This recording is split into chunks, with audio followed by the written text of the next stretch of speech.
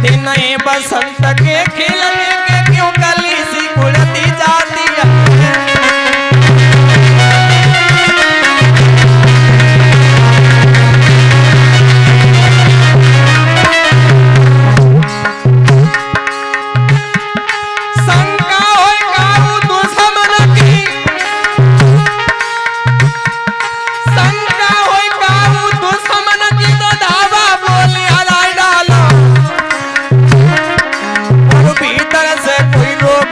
Doctor पे दवा करा डालो।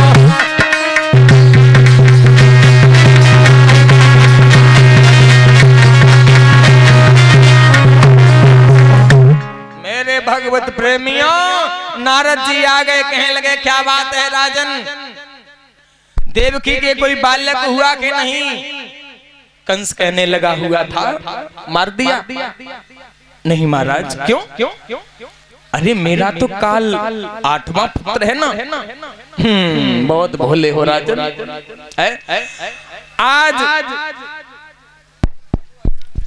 देव ऋषि नारद ने एक फूल दिया, उसमें 8 पंखुड़ी थी। कहा राजन इसकी पंखुड़ी गिन करके बताओ कितनी है। गिना, 1 गिन करके दिखाओ, गिनो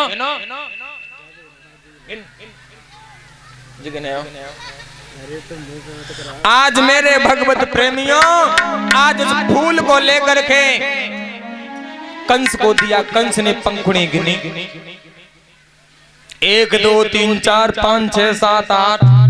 एक छोड़ करके गिनो, 1 2 3 4 5 6 7 8। अब पीछे से गिनो, 1 2 3 4 5 6 7 8। कंस कहने लगा महाराज इसमें तो हर पंखुड़ी पहली और हर पंखुड़ी 8वीं हो जाती है। अरे राजन यही तो चक्कर है, उस पुत्र को बुलवाओ, उसे मार दो।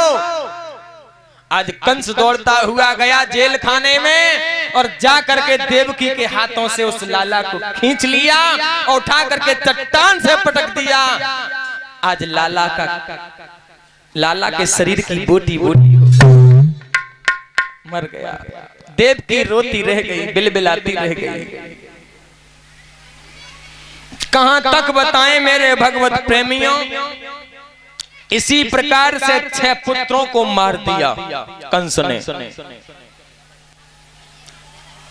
7वां गर्भ जब मैया देवकी ने जब रखा तो मेरे भगवत प्रेमियों प्रभु की ऐसी लीला हो गई कि प्रभु ने आज वो तेज खींच करके रानी रोहिणी के गर्भ में डाल दिया। सारे नगर में हल्ला हो गया कि देवकी का 7वां गर्भ छीण हो गया, 7वां गर्भ छीण हो गया।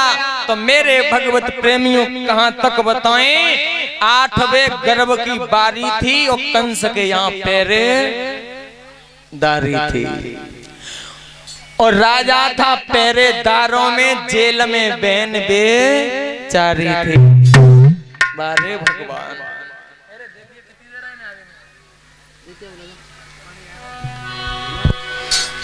इधर देवकी अपने पिया से कहती है महाराज मेरे सब बच्चों को कंस ने मार दिया बेरहमी से। मैं कैसी माँ हूं जो अपने बच्चों की रक्षा नहीं कर पाती। बसदेव कह रहे हैं देवकी तुम्हारी गलती नहीं है, इसमें गलती मेरी भी तो है, मैं भी नहीं कुछ कर पाया। तो मेरे भगवत प्रेमियों, अपने अपने पुत्र की रक्षा के लिए हर माँ और पिता का फर्ज होता है।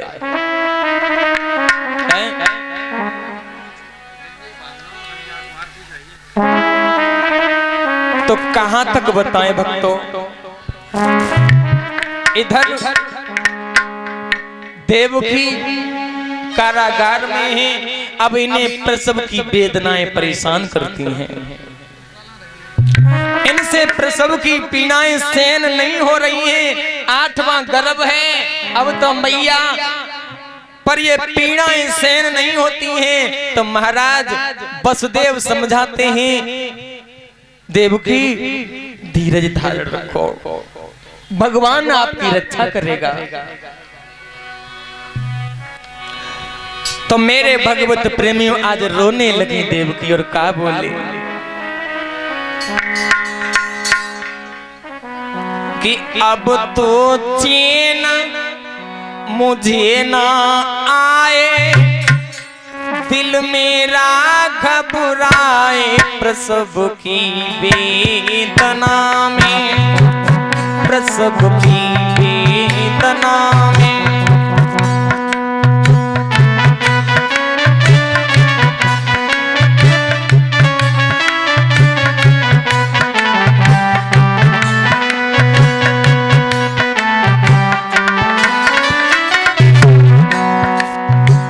मैया रो रही है और कहती है लाला अब तो चैन मुझे ना आए, दिल मेरा घबराए प्रसव की वेदना में, प्रसव की वेदना में।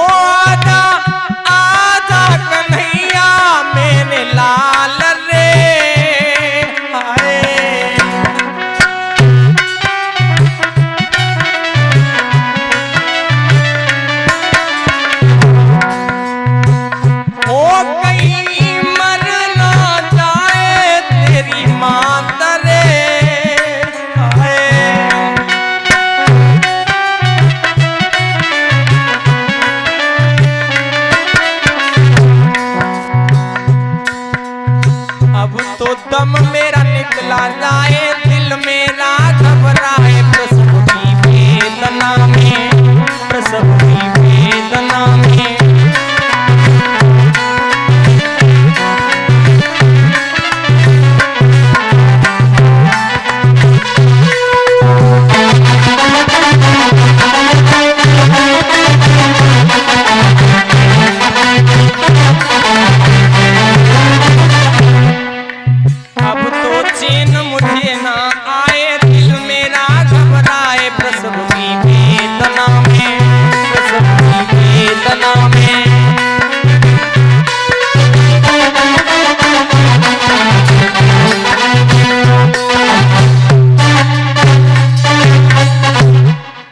इस प्रकार से आज मैया आंखों में से आंसू बह रहे हैं। आज बसदेव अकेले बैठे हैं, सर को पकड़े क्या करें। समय बलवान होता है। आज मैया तब तक मेरे भगवत प्रेमियों जब ऐसे शब्द कहे ना तो प्रभु एकदम उस कारागार में चतुर्भुजी रूप लेकर के प्रकट हुए। शंख चक्र गदा पद्म हाथ में है और एकदम जैसे ही बसदेव और देवकी को दर्शन दिए उन्होंने कारागार में, कहने लगे मैं कुछ ही क्षणों में यानी यहाँ पर अवतार लूंगा। तो इस बात का ध्यान रहे मुझे यहाँ न रखा जाए न मुझे मर्यादा तोड़नी पड़ेगी। क्यों कि कंस मानेगा नहीं तो मुझे उसे उसी हालत में मारना पड़ेगा। एक काम करना, मुझे नंद बाबा के घर पहुंचा देना है। समय आएगा तब मैं